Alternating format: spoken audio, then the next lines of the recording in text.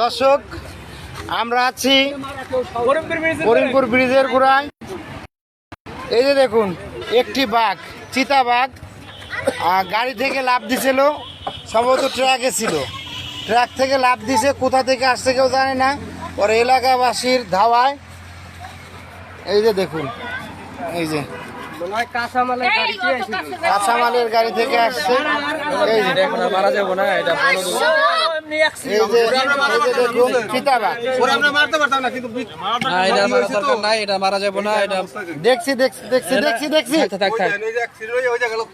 এই যে অ্যাক্সিডেন্ট হয়েছিল, এলাকার লোকজন বেঁধে রাখছে। বন অধিদপ্তর এটা ই করতে হবে। এটা কোথা থেকে আসছে তো ভালো জানি না, ট্রাকে তো পড়ছে আর কি। ট্রাকে তো ওই জায়গা পড়ছে, পোলাবান আক্রমণ করছে, পোলাবান সব একত্র হয়ে ডাক দিছে আমাকে, আমরা যাই মারছি। মানে পোলাবান আক্রমণ করছিল, তারপর আপনারা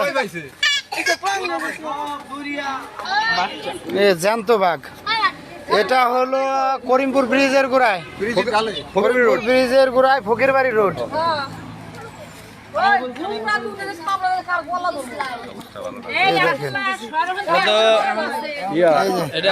চিতাবাঘ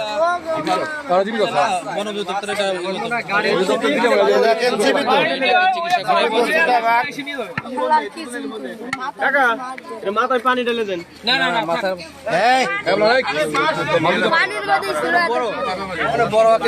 আপনারা কিভাবে মারলেন?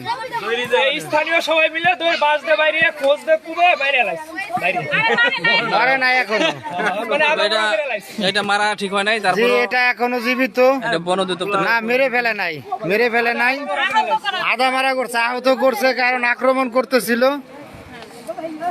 অনেকে লাইভে যুক্ত হয়েছেন, উৎসুক জনতা। এই যে দেখুন, উৎসুক জনতা সবাই দেখছে। এই যে সবাই, অনেক লোক, সবাই বাঘ দেখছে।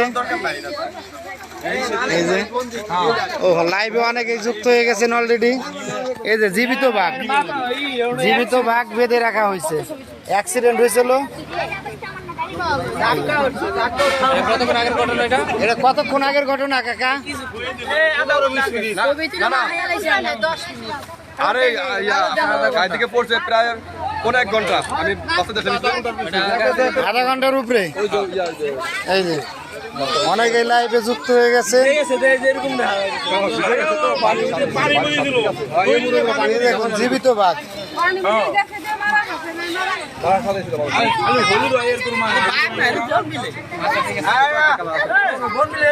ধন্যবাদ সবাইকে।